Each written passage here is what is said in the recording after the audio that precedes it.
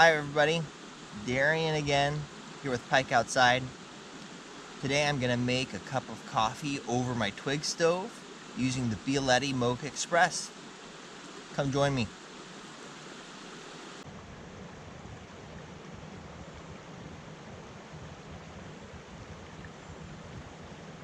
Okay, let me show you the landscape I'm working with. This is a secret spot along the Molalla River in Oregon. I've been up to this area many times before, especially in my youth, and it's just a beautiful area. I'm gonna look around and see if I can find some twigs for my twig stove that are nice and dry. Oregon is known for being wet, but it's summertime, so I shouldn't have any trouble. And we'll get some fire prep going and we'll make some coffee. So here are the tools I'm working with today for the fire side of things. I've got my ferro rod. In this little canvas bag, I've got my bush buddy. Here's my tinder kit, tinder pouch. And today I thought I'd use one of these lightning bugs that I found at REI to get the fire going. I've been carrying everything in my Hidden Woodsman haversack. And then on the coffee side, I've got my water bottle, my steel enamel cup, Walmart special. This is a ceramic burr grinder that I was given years ago by my brother-in-law, and it works great for off-grid coffee grinding. It's a little bulky, but makes great coffee. Then over here, the piece de resistance is some Los Dos Socios Guatemalan coffee from Archive Coffee Roasters in Salem, from the Huehuetenango region of Guatemala. So I'm excited about that. Haven't tried that yet. And then here is our coffee prep device, the Bialetti Moka Express. I'll show you more on that later.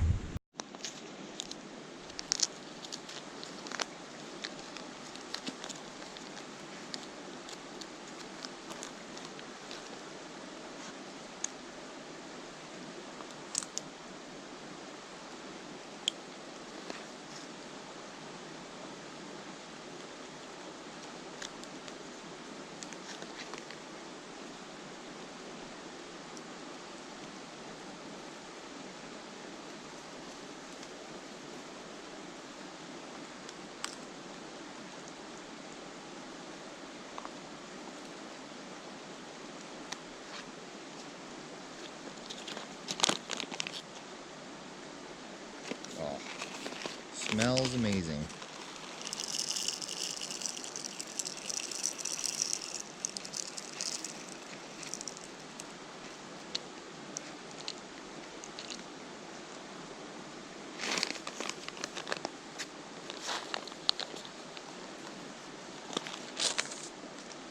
Alright, and then there's nothing to this ceramic grinder portion. You just fill the upper hopper there. I like to do it about that much at a time and grind away.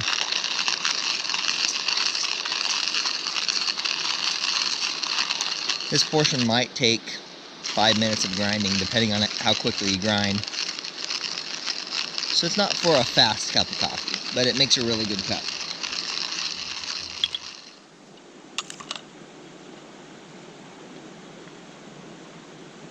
That's the finished product right there.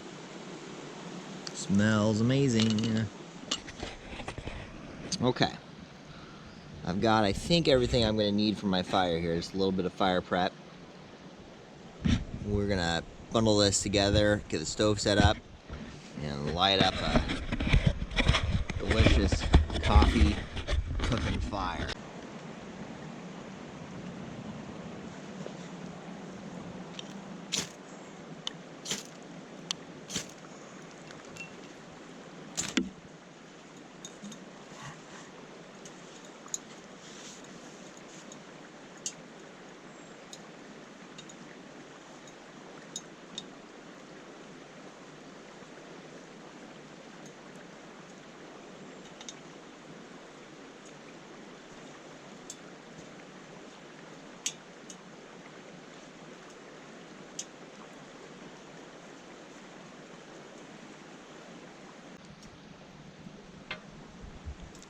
So while this fire burns down a little bit, I'm going to show you guys how to prep the Moka Express there.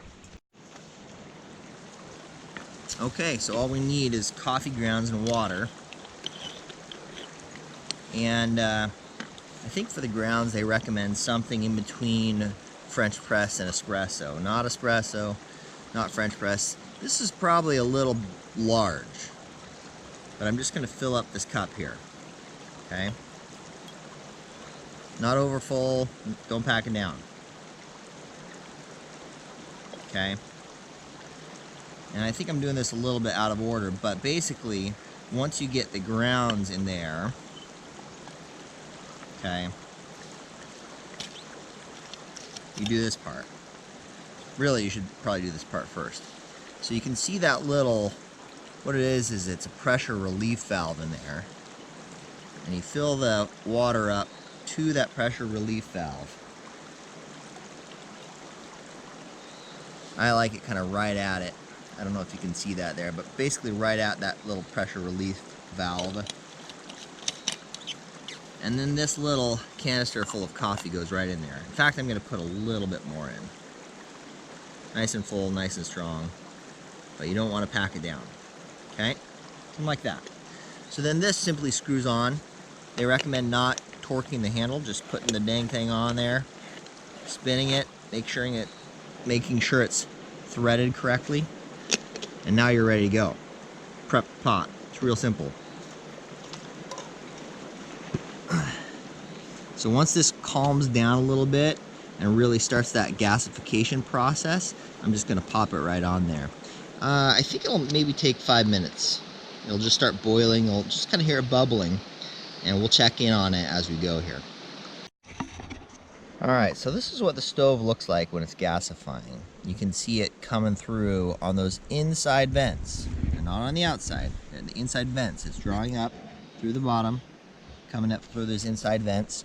I threw a new piece in on top of that, so that's kind of impeding it a little bit on this side, but I just thought I'd give it a little extra fuel. And now I deem it ready to put the Moka Express on top of. And it just lives there, right there, on those little built-in stands. It's perfect fit. This is the 3-cup version of the Moka Express, but it's really a 1-cup version in my opinion. It won't even fill this thing up probably halfway, okay? But remember, it makes a very strong cup of coffee, very rich. Very good with cream, but delicious and sweet on its own.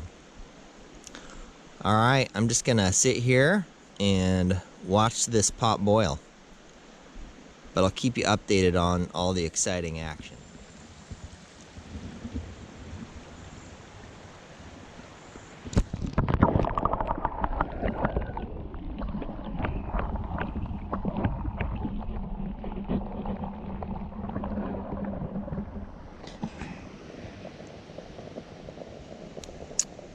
I don't know if you can hear that sound, but that's the sound of it bubbling up.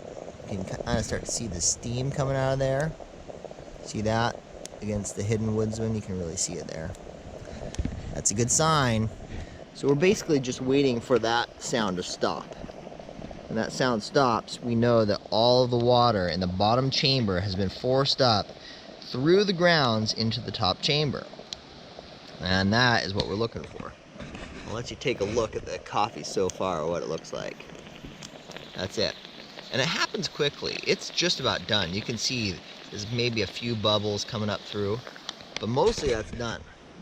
So I did throw a few more pieces of fuel down in the bottom chamber, or not the bottom chamber of the Bialetti, but in the Bush Buddy itself, to kind of goose that fire.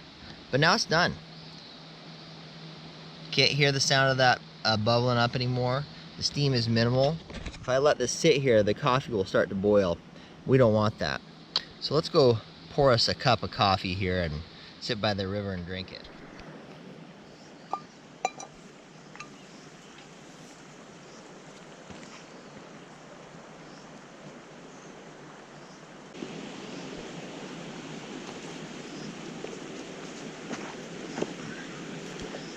Hi friends, I don't know if there's a more wonderful sight than this. sun rising against the trees, sitting by the river. Fresh cup of hot coffee. Look at that pour. Look at that stuff. This stuff is dynamite. It's dynamite in a can. It's thick, thick. Wish you could smell it.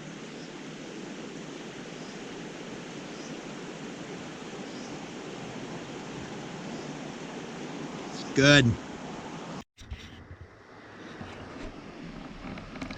Take a look at that magical mystery mojo.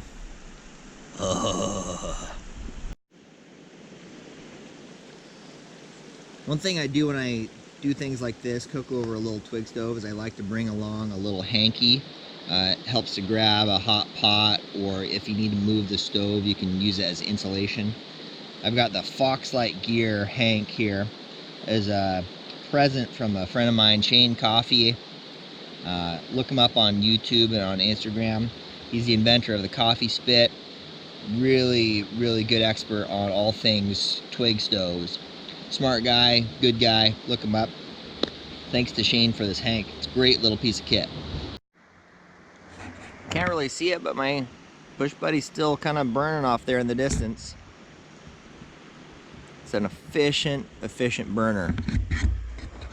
And it's not ideal, but I'm using all softwoods. I've got a bunch of Doug fir, which is, I think, technically a pine, and what I'm calling cedar. I think it's western red cedar, but I think it's actually a different species. It's not technically a cedar. I'm learning so much, but I'm still very, very much confused about many things. So if I get it wrong, forgive me.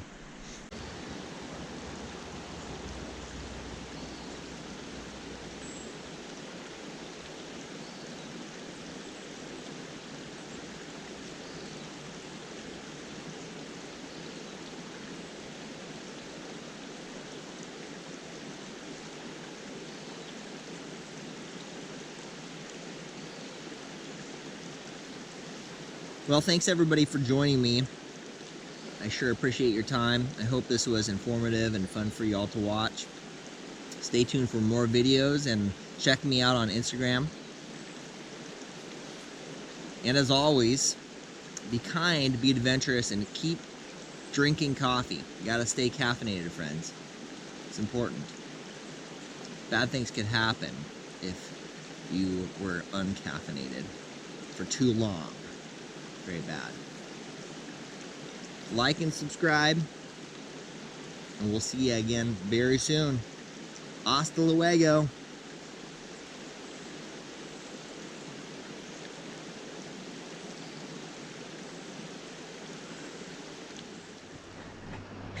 Alright, so I was just going to show you how efficiently that burns. It burned just about everything down to ashes. And it's still burning. If I let that go, a lot of this, the rest of this stuff would probably turn to ashes. I think it would work even better if I hadn't done that secondary feed, because this piece was definitely from that secondary feed. That's impressive. Still very hot. But I want to get on the road, so I'm going to dump these ashes in the water. No fire hazard that way. A little bit of pollution, but nothing that I think will affect wildlife. It's very minimal ashes. And it's natural. It's natural for burnt items to end up in waterways. So as long as you're not adding too much, it's not going to upset the ecosystem.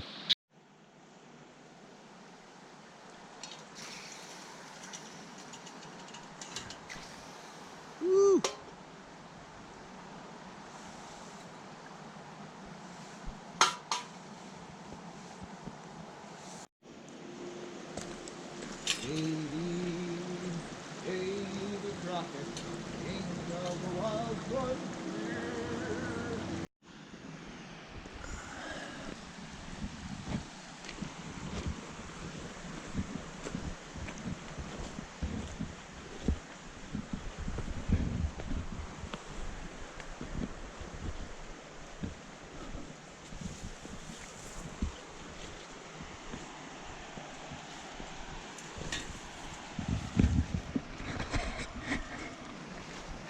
just love this forest.